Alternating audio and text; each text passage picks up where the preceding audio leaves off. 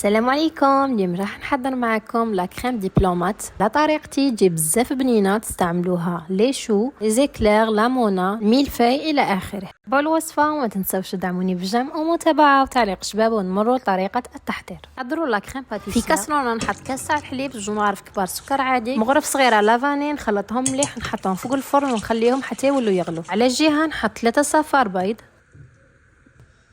2 مغارف كبار تاع سكر عادي، خلطهم مليح ونضيف لهم 2 مغارف كبار تاع مايزينا،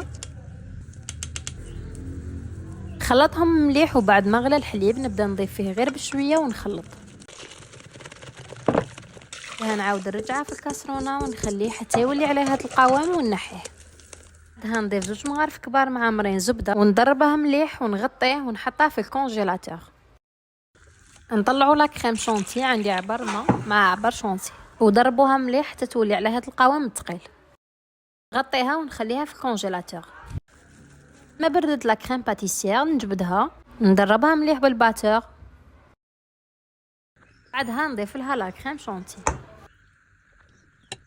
وندربهم مليح بالباتور. وهذا هو الشكل النهائي تاع لا كريم دبلومات. نتمنى تعجبكم وتجربوها، تجي بزاف بنينه صراحه. جربوها وردوا لي رايكم في التعليقات. الى الفيديو القادم ان شاء الله.